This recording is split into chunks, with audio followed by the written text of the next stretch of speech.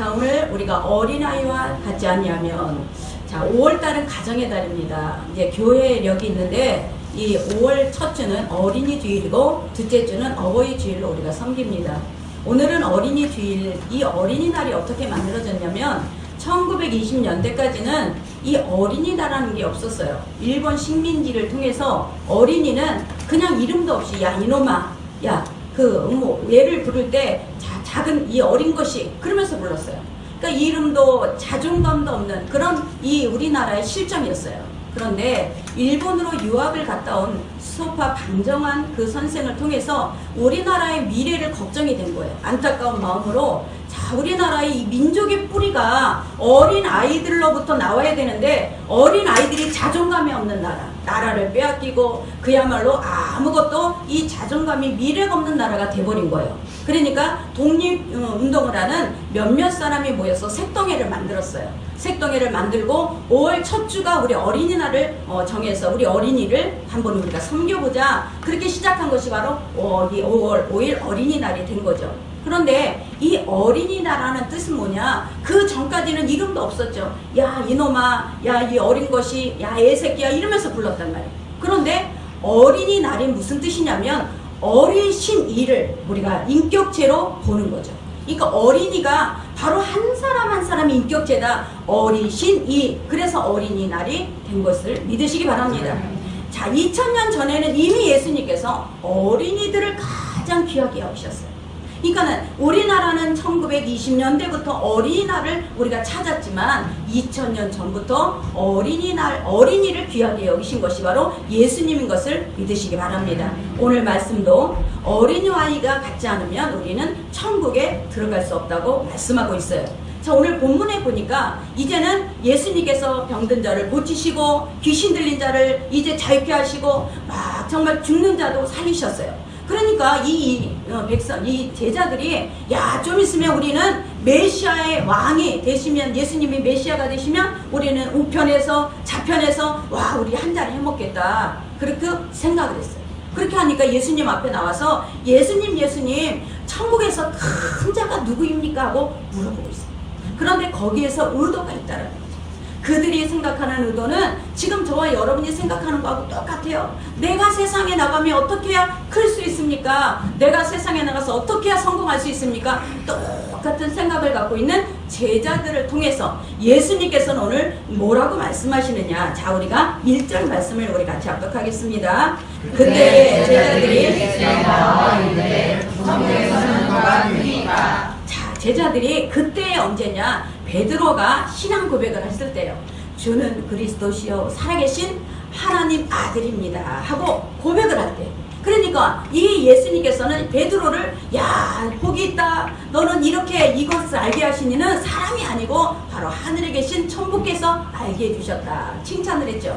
그리고 이제 변화산에 올라갈 때도 베드로와 요한과 야고보를 데리고 올라가셨어요. 그러니까 자기네들이 12제자들이 볼 때는 예수님이 좋아하는 사람은 쟤네 셋인가 보다. 그러면 3명이 더 큰 자리를 차지할 것이 아니냐 이렇게 생각을 했죠. 그런데 자, 예수님께서는 이들에게 완전히 정반대되는 말씀을 하시는 거예요.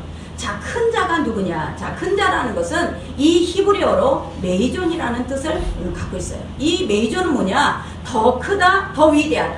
거기에는 뭐가 따라오냐? 비교급이 따라오는 거죠.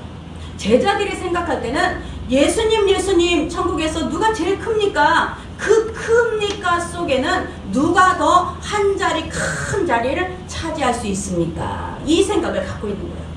누가 더 큽니까? 누가 더 위대합니까? 누가 더 영향력을 갖고 있습니까? 서열을 정하는 거예요. 서열을 정하니까 늘 우리는 비교를 하게 되는 거예요. 자, 우리 백설공주를 보면 자, 백설공주들이 이 마귀알 몸이 거울을 보면서 물어봐요. 거울아 누가 더 예쁘냐 하고 물어봤을 때 이 거울이 백설공주가 더 예쁩니다. 그러니까 백설공주를 죽이는 거죠. 이게 뭐냐? 자, 우리는 모든 우리 세상의 사람들은 나는 쟤보다 커야 돼. 나는 쟤보다 더 영향력이 있어야 돼. 나는 저 사람보다 더 위대한 일을 해야 돼. 그러면서 우리는 비교를 하게 되는 거예요. 예수님께서 우리에게 말씀하시는 거는 누가 더 크냐가 이 천국의 관점이 아니라는 거예요. 천국의 관점은 누가 더 섬길 수 있느냐, 누가 더 섬기느냐에 따라서 천국이 달라지는 거예요. 예수님의 관점과 이 제자들의 관점은 완전히 다른 겁니다. 자, 2절과 3절 말씀을 같이 합독합니다.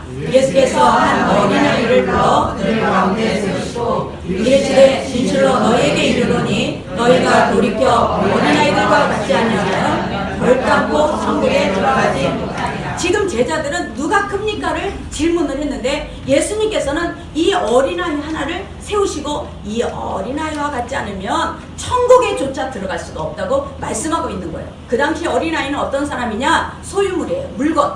그러니까는 사람의 숫자 속에도 섞이지 않아요. 어린아이들은 그때 부모들이 팔아먹기도 해요. 부모들이 버리기도 해요. 그 정도로 어린아이들이 물건 취급을 당했을 때 예수님께서는 그 어린아이 한 명을 세우시고 뭐라 그래요? 천국은 이 어린아이와 같지 않으면 들어갈 수가 없다고 말씀하고 있는 것입니다. 저와 여러분, 어린아이가 왜 우리는 어린아이와 같을까요? 자, 보면 어린아이들은 오른손 왼손이 구별이 안 돼요. 우리 주아가 밥을 먹고 나면 간식을 타러 올 때 신발을 신발 신어라 그러면 이 아이들은 오른쪽인지 왼쪽인지 구별이 안 돼요. 그 마음 자체는 뭐냐? 오른손 왼손을 구별할 수 있는 마음이 없다라는 거죠. 저와 여러분, 우리가 어른이 된다라는 것은 늘 구별을 해요. 내가 더 높냐, 내가 더 낮으냐, 이거 서열을 구별하기 때문에 우리는 친구가 될 수가 없어요. 그런데 어린아이 마음에는 내가 오른손인지 왼손인지 구별이 안 되는 것처럼 이 사람이 좋은 사람인지 나쁜 사람인지 구별이 안 되는 거죠. 구별할 수 있는 마음이 없는 거예요. 바로 예수님께서 원하시는 마음이 우리가 이 사람이 좋은 사람이면 내가 사귀고 이 사람이 나쁜 사람 같으면 안 사귀는 그런 구별해서 사람을 만나는 그것이 아니라 이 사람이 좋은 사람인지 나쁜 사람인지 구별 없이 우리는 한 영혼으로 볼 수 있는 마음을 가지라는 것이 바로 예수님의 말씀인 것을 믿으시기 바랍니다. 그러니까는 저와 여러분이 자녀들도 마찬가지예요. 꼭 부모들이 자녀들에게 대화를 하고 싶은데 대화가 막혀. 왜 막혔는지 아세요? 꼭 비교를 해. 이 자녀는 너보다 낫더라. 이 자녀는 누구보다 낫더라. 이렇게 하니까 어떻게 돼? 대화가 막히는 거예요. 소통이 왜 막히느냐? 비교를 하니까 막히는 거예요. 항상 그 인격체 하나를 갖고 인정해 주는 것이 아니라 너는 네 친구는 누구보다 낫더라, 너는 누구보다 못하더라, 이렇게 비교를 하는 그 상황 속에서는 대화가 다 단절이 되고 마음이 단절이 되는 거예요. 그러니까 항상 비교하는 어른들의 마음은 이미 교만한 마음을 갖고 있고 어린 아이들의 마음은 비교를 안 해요. 늘 겸손한 마음을 갖고 있기 때문에 하나님께서는 우리에게 어린아이와 같지 않냐면 천국에 들어갈 수 없다고 말씀하시는 것을 믿으시기 바랍니다. 미국인과 한국인들이 이렇게 만나는 어떤 대화장이 있어요. 그런데 거기에서 어떤 미국인이 흑인 아이를 데리고 왔어. 그리고 한국인이 자기 어린아이를 데리고 왔어요. 그러고 나서 거기에 모였는데 이 부모들은 대화가 안 통하니까 2시간 동안을 가만히 있기만 하는 거예요. 상대방이 무슨 말을 해주나 그런 생각을 하고 우리는 그냥 가만히 있는데 어린아이들은 미국 영어밖에 못해. 또 한국에는 한국어 빨밖에 못해. 그런데요, 아주 잠깐의 10분이 지나니까 그 아이들은 아주 웃으면서 소통을 하고 있어요. 언어가 다른데도 손짓 발짓을 하면서 그들은 깔깔대고 웃으면서 소통을 하고 있는 거예요. 자, 이것을 볼 때 어린아이들은 지금 나는 너보다 어느 정도에 높아 있느냐 낮아 있느냐 이것을 상관없이 친구로 만날 수 있다는 거예요. 비교를 안 하니까 친구가 돼버리는 거죠.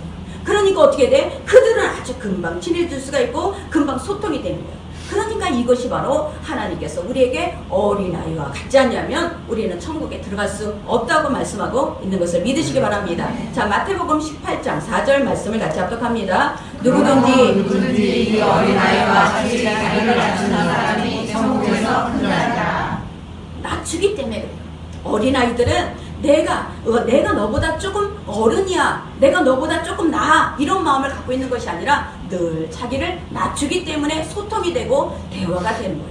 저와 여러분이 항상 하나님께서 우리에게 원하시는 것은 내가 어른이 되는 것을 원하지 않아요. 내가 어린아이와 같이 내가 낮출 때 그 낮추는 그곳에 하나님께서 천국이 임하는 것을 믿으시기 바랍니다. 자, 마태복음 5장 19절 말씀을 같이 합독합니다. 그러므로 누구든지 이 계명 중에 지우지 않은 것 하나라도 버리고 또 그같이 사람을 가르치는 자는 천국에서 지극히 작다 일컬음을 받을 것이요 누구든지 일을 행하며 가르치는 자는 천국에서 크다 일컬음을 받으리라. 자, 뭐예요? 우리가 말씀을 들었는데 말씀을 하나도 행하지 않고 그냥 지식으로 받아들이고 내가 가르치는 일에만 해요. 말씀이 이래, 예수 믿으면 이렇게 돼, 우리가 기도하면 이래. 이것은요 우리가 그냥 지식으로 가르치는 거예요. 지식으로 가르치는 것은 절대적으로 그 사람에게 어떤 그 사람을 통해서 변화되거나 그 사람이 회복되는 일이 일어나지 않아요. 내가 먼저 행해야 돼. 계명 중에 가장 큰 계명은 뭐라 그랬어요? 사랑이라고 했어요.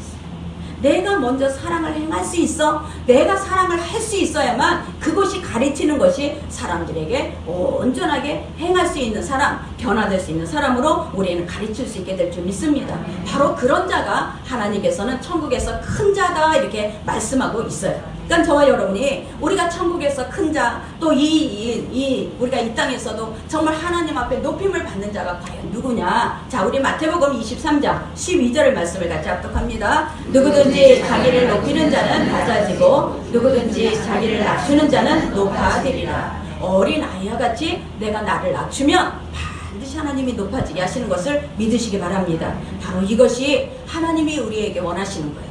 그러니까 너희는 천국에서 어린아이와 같은 마음이 있을 때 우리는 하나님이 높이시고 그것이 바로 천국이 된다는 것이죠. 저와 여러분이 마음에 하나님의 말씀을 알아. 그러나 이 말씀은 내가 아는 걸로 끝나고 나의 삶 가운데는 그냥 가르치기만 하려고 하는 사람이 되지 마시고 내가 먼저 행하세요. 내가 먼저 겸손해지고 내가 먼저 낮아지고 내가 먼저 정말 자꾸 정말 어른이 아닌 이 겸손한 자가 될 때 우리는 이 천국을 가르칠 수 있고 천국을 그들에게 우리가 회복시킬 수 있는 저와 여러분이 될 줄 믿습니다. 그러면 두 번째는 뭐냐? 이 어린아이와 같은 마음은 공감하는 마음이에요. 자, 로마서 12장 15절에서 16절 같이 합독합니다. 즐거워하는 자들과 함께 즐거워하고 오른 자들과 함께 울라. 서로 마음을 같이하며 높은 데 마음을 두지 말고 도리어 낮은 데 처하며 스스로 지혜 있는 채 하지 말라. 자, 어린아이를 가만히 보시면요, 옆에 있는 애기가 울면 어떻게 해요? 같이 울어요. 옆에 있는 애기가 웃으면 같이 웃어요. 이게 뭐냐? 어린아이 마음속에는 공감이 있다라는 거예요.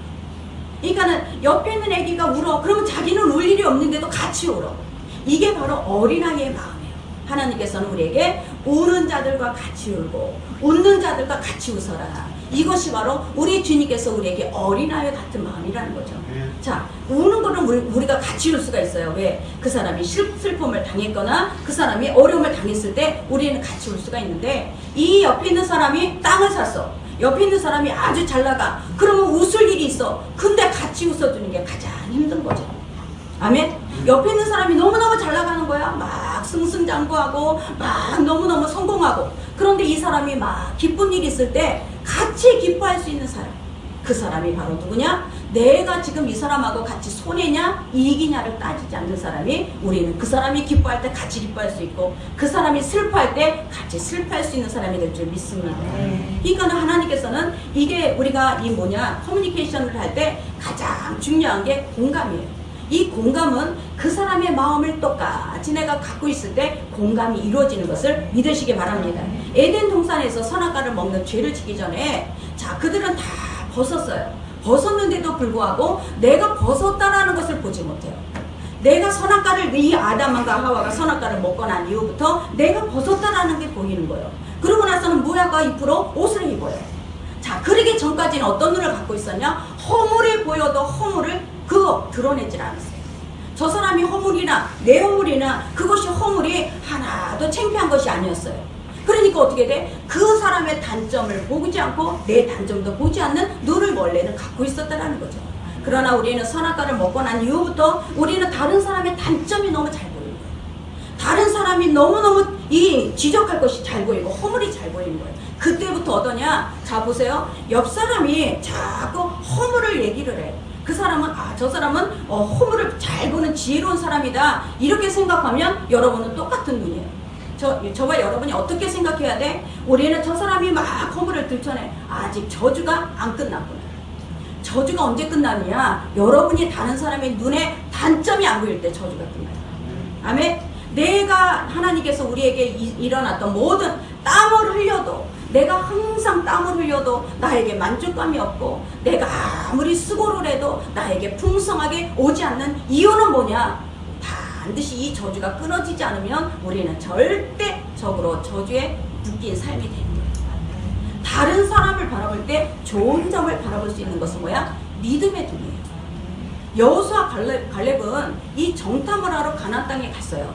그런데 12명의 정탐꾼이 갔는데도 불구하고 10명은 뭐를 보냐? 사실을 봤거든.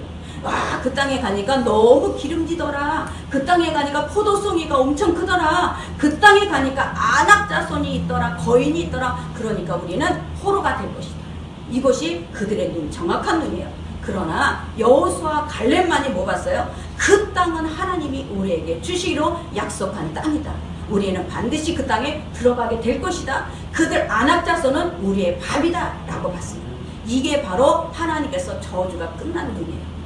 아멘. 저와 여러분이 저주가 있다면 아직까지도 다른 사람의 허물을 볼 것이고, 다른 사람을 바라볼 때 단점을 볼 것이에요. 그러나 하나님은 우리가 어린아이의 눈을 가잖아. 어린아이는 같이 벗어도 창피한 걸 몰라.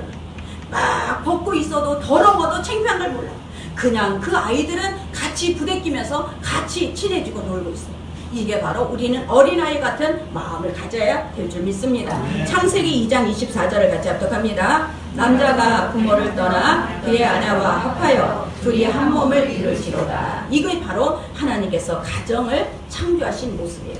자, 여기서 합하여 이런 뜻은 무엇을 갖고 있느냐? 다바크라는 뜻인데, 이 다바크는 뭐냐면 달라붙다, 굳게 연합하다, 이것이 갖고 있는 거예요. 그러니까 악교가 이 물건과 물건을 중간에 악교가 있어요. 그러면 물건과 물건을 딱 붙여놓는 상태, 이것이 바로 합한 상태, 연합한 상태예요. 이 연합한 상태는 저와 여러분이 보세요. 서로가 공감하고 소통을 해야지만 연합이 돼요. 그러나 자, 우리가 보면 콩가루 집안이야. 저 사람은 콩가루, 저 집은 콩가루 집이야. 그렇게 얘기를 하죠. 왜 하고 많은 가루가 많은데 밀가루 있고 쌀가루 있고 많은데 콩가루라요. 이 콩가루라는 이유가 뭐냐면, 자, 밀가루도 잘 뭉쳐져요. 쌀가루도 잘 뭉쳐져. 그런데 콩가루는 안 뭉쳐져. 그 가정에 연합이 안 되기 때문에 각자 다른 생각을 갖고 있기 때문에 콩가루가 되는 거예요. 날마다 싸워, 날마다 원망과, 날마다 전쟁이고, 날마다 지옥이야. 이게 왜 그러느냐? 그 가정에는 서로 각자 개인이 내가 너보다 잘났어, 내가 너보다 나아, 이런 마음을 갖고 있기 때문에 그 가정에는 콩가루가 될 수밖에 없는 거예요. 아멘? 아멘. 자, 우리가 가정이라는 것은 하나님이 연합할 때, 내가 저 사람이 갖고 있는, 우리 자녀가 갖고 있는 아픔을 내가 좀 같이 느낄 때, 부모가 갖고 있는 고통을 자녀들이 같이 느껴줄 때 연합이 되는 거예요.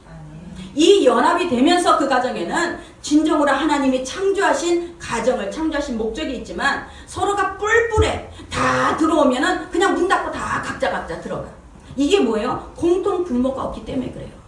이 공통 분모가 없기 때문에 다 각자 생각이 틀린 거예요. 저와 여러분이, 우리가 왜 예수를 믿는 게 좋으냐? 여러분이 이제 밥상머리에서도 이제 밥상머리 교육이 있어야 돼. 우리가 오늘도 하나님의 말씀을 나눌 수 있는 공통 분모가 있으면 대화가 열려요. 그 대화가 열리니까 그 가정이 뿔뿔이 들어갔다가도 같이 나와서 대화를 하고 같이 나와서 공감을 할 수 있는 것이 바로 우리가 하나님을 믿는 자녀들의 가정이에요. 그렇기 때문에 하나님께서 오늘도 우리가 그 같은 믿음, 같은 마음을 갖고 있는 그 가정이 될 때 연합이 되고, 그 연합된 가정을 통해서 하나님께서는 하나님의 축복을 열어가시는 것을 믿으시기 바랍니다. 자, 빌립보서 2장 2절에서 4절 말씀을 같이 합독합니다. 마음을 같이하여 같은 사랑을 가지고 뜻을 하여 아무 일이든지 다툼이나 회음으로 하지 말고 오직 겸손한 마음으로 각각 자기보다 남을 낮게 여기고 각각 자기를 돌본 뿐더러 또한 각각 다른 사람들의 일을 돌보아 하나님께 충만하게 하라. 자, 이게 뭐예요? 같은 마음을 가져야지만 연합이 되고, 같은 사랑을 가져야지만 연합이 되는 것을 믿으시기 바랍니다. 희망의 씨앗을 파는 가게라는 책이 있어요. 이 책을 보니까 어떤 한 소년이 아주 좋은 자전거를 갖고 있는 아저씨 옆에 가서 그 자전거를 이리 보고 저리 보고 하는 거예요. 그러면서 그 아저씨한테 물어봅니다. 아저씨, 이 자전거는 되게 비싸죠? 이 비싼 자전거를 얼마 주고 사셨어요? 그랬어요. 그랬더니 그 아저씨가 뭐라 그러냐, 이 자전거는 내가 산 게 아니라 우리 형님이 나에게 사준 선물이란다 그랬어요. 그랬더니 그 소녀는 너무 부러운 거야. 와, 정말 좋겠다. 그런데 이 아저씨가 생각할 때 나도 그런 형이 있었으면 좋겠다 라고 생각했는 줄 알았는데, 이 아이가 뭐라고 하느냐, 나도 그런 형이 되고 싶어요. 우리 동생은 심장이 약해서 잘 걸어다니지 못하고 뛰지 못해요. 그런데 이런 자전거만 있다면 내가 그 동생을 사주면 그 동생이 얼마나 잘 달릴 수 있을까요? 그런 얘기를 하는 거예요. 그러니까 이 아저씨는 너무 자기 생각과 다른 이 마음을 갖고 있는 이 아이를 보면서 바로 천국의 씨앗이구나, 이 아이가. 아멘. 그러니까 제가 우리 아는 목사님, 친구 목사님, 그 목사님의 아들을 둘이 있어요.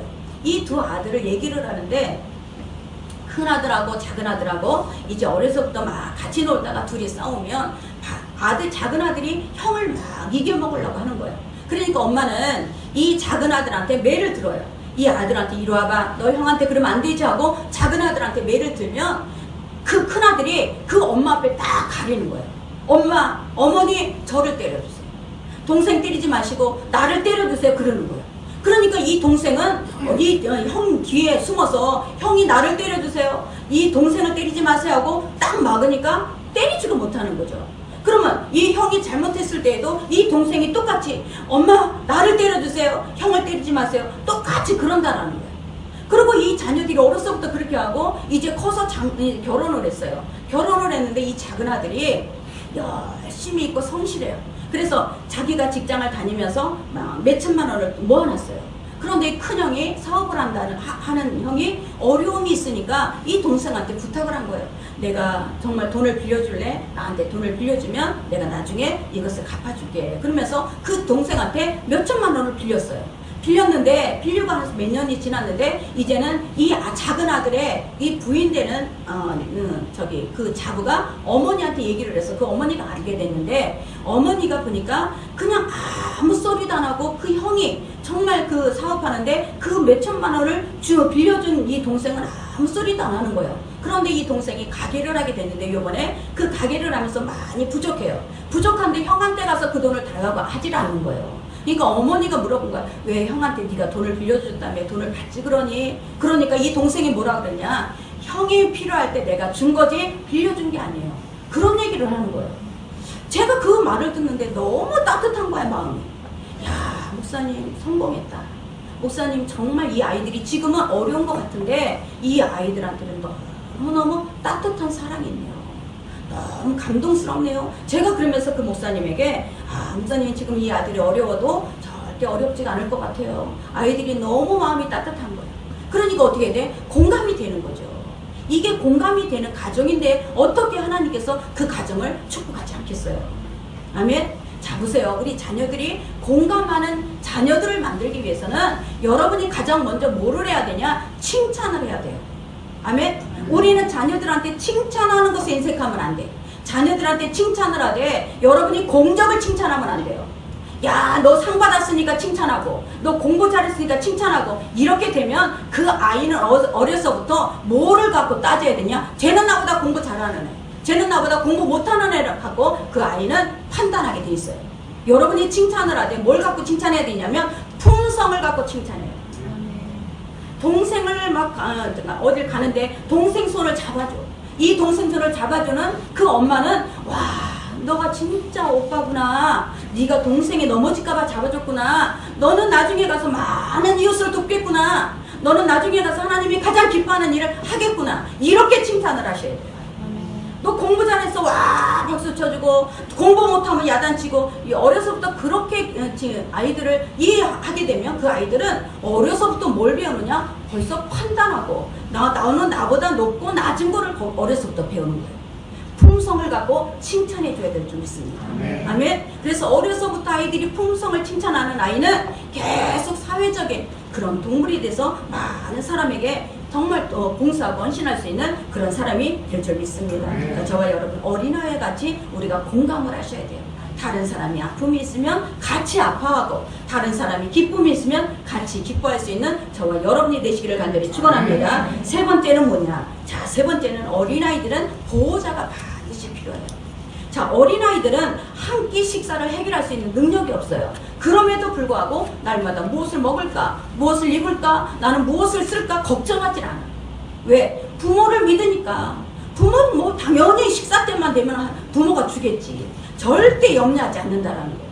그러니까 그 부모는 이 100%, 이 부모가 나를 보호해 줄 거야, 이 부모가 나를 먹여줄 거야, 이 마음이 100% 믿었다라는 거예요. 이게 어린아이의 마음이에요. 자, 우리는 저와 여러분은 하나님 앞에 어린아이예요. 하나님 앞에 우리는 어린 자녀예요. 그러면 우리는 뭐 해야 돼? 막 내가 염려하고 오늘 저녁에 뭘 먹어야 돼? 오늘 저녁에는 어떻게 살아야 돼? 어린아이는 그거 염려하지 않아요. 어린아이는 부모가 당연히 때가 돼서 라면을 주면 라면을 먹을 것이고, 또 밥을 주면 밥을 먹을 것이고, 또 뭐 햄버거를 주면 햄버거를 먹을 것이고, 거기로 끝난다는 거예요. 그런데 미리 앞서서 걱정하지 않는 게 어린아이 특성이에요. 그런데 우리는 너무 복잡해. 예수를 믿고 나서 너무 머리가 복잡해졌어요. 어른이 돼버리니까 머리가 복잡한 거죠. 어린아이가 되면 머리가 복잡하지 않죠. 하나님께서는 이 어린아이들에게 지금도 정말 하나님께서 봐보세요. 막 시장통에 가. 막 복잡해. 막 찾아다녀. 그래도 어린아이는 엄마의 손이나 아빠의 손을 잡고 있으면 두려움이 없어요. 나를 보호해줄 자가 있으니까, 나를 지금 보호해주는 엄마 아빠가 있으니까 두려움이 하나도 없다라는 거죠. 이것이 바로 어린아이 마음이에요. 그러니까는 이 조이스 마이어는 아이들은요, 무엇을 듣는지 그대로 믿는다라는 거예요. 아이들은 그대로 믿으니까, 자, 우리 아이들을 막 유괴해 가려고 하는 사람들에게 그냥 믿는 거죠. 야, 사탕 하나 줄게, 뭐 맛있는 아이스크림을 사줄게, 그대로 믿는 거예요. 아이들은 의심을 하지 않아요. 이것이 바로 하나님이 아이들과 같지 않으면 우리는 천국에 들어갈 수 없다고 말씀하는 것을 믿으시기 바랍니다. 왜 그럴까요? 왜 그렇게 어린아이는 다 믿을까요? 자, 예수님께서는 어떤 분이셨어요? 예수님께서는 저와 여러분에게, 우리는 처음에 사단의 종으로 잡혀 있었어요. 내가 사단의 종으로 잡혀 있을 때는 사단이 막 이리로 가면 가고, 저쪽으로 가라 하면 가고, 그냥 끌려다니는 사람이에요. 근데 우리가 하나님의 자녀가 된 이후부터는 하나님의 손에서 하나님이 우리를 이끌어 가시는 가장 선한 하나님의 인도함을 받는 저와 여러분의 자녀가 된 것을 믿으시기 바랍니다. 자, 누가복음 4장 18절을 우리 같이 합독하겠습니다. 주의 성령이 내게 임하셨으니 너희는 가난한 자에게 복음을 전하게 하시려고 내게 기름을 부으시고 나를 보내사 포로된 자에게 자유를, 눈먼 자에게 다시 보게 함을 전파하며 눌린 자를 자유롭게 하고 주의 은혜를 전파하게 하려 하십니다. 자, 보세요. 우리를 하나님께서 자녀 삼아 주신 것은 지금 가난한 자에게 복음을 전하게 하시고, 이 가난하다라는 얘기는 집이 없어요, 먹을 게 없어요, 여기서 가난한 그 뜻이 아니에요. 이 히브리 이스라엘의 가난한 개념은 뭐냐? 고아와 가부예요. 고아와 가부가 왜 가난하냐? 자, 고아는 부모들이 워낙 그 인생을 책임져 줘야 돼. 그런데 부모가 없어요. 책임져 줄 사람이 없는 거죠. 과부는 남편이 책임져 줘야 되는데 책임질 수 있는 사람이 없는 거예요. 하나님은 그 관점에서 가난하다 말씀하시는 거예요. 그러니까 고아나 과부는 부모가 없고 남편이 없기 때문에 누구를 붙잡느냐? 하나님을 붙잡는 거예요. 나를 책임져 줄 수 있는 사람이 없기 때문에 하나님을 붙잡는 거예요. 그 사람이 바로 가난한 사람이라는 거예요. 아멘. 저와 여러분이 가난한 사람이야. 우리는 영적으로 가난해. 나를 책임져 줄 수 있는 사람이 없어요.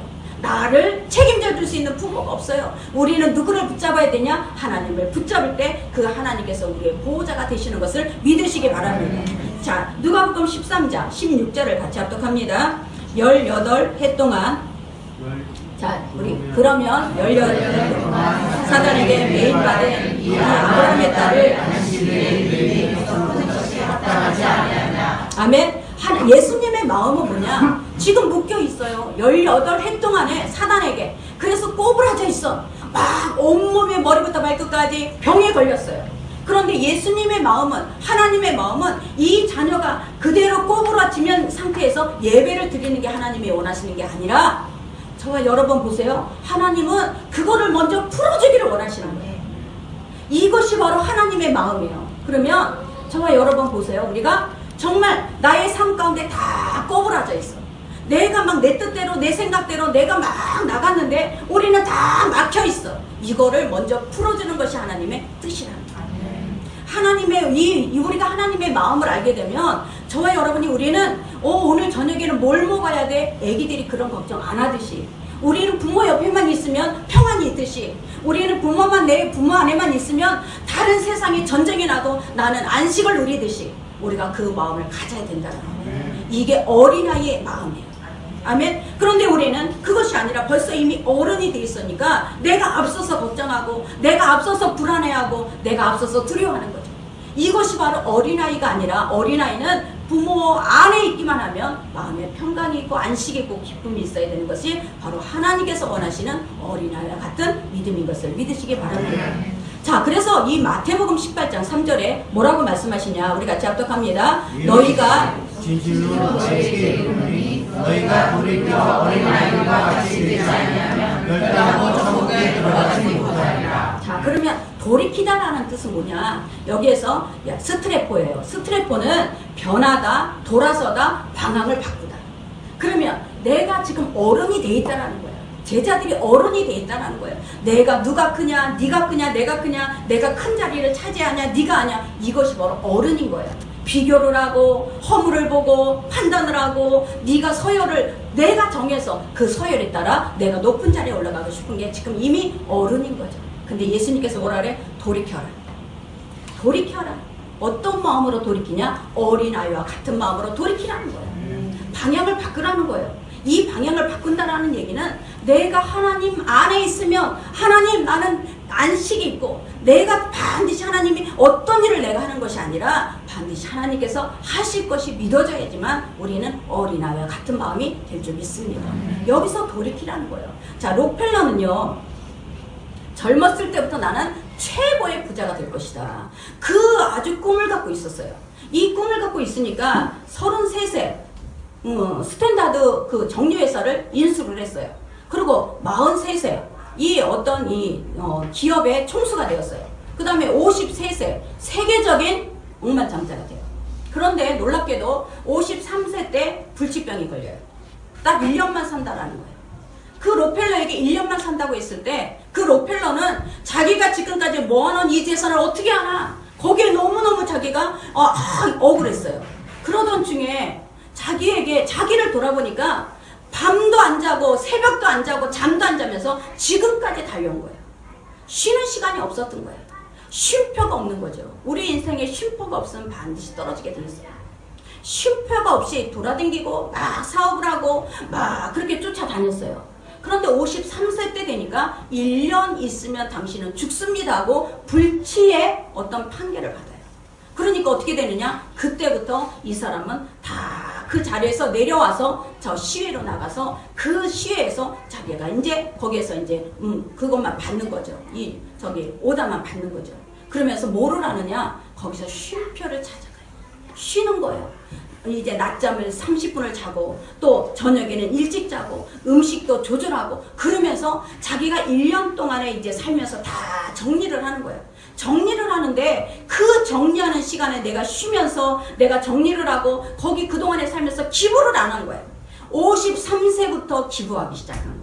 이 사람이 53세부터 학교를 세우고 교회를 세우고, 그 다음에 정말 33명의 이 직원들을 뽑아서 11조를 계산해서 11조를 다 정산을 하는 그런 팀을 만들고, 그러면서 자기가 하나씩 이 사업을 정리를 했는데 몇 살까지 사느냐? 99살까지 살았다.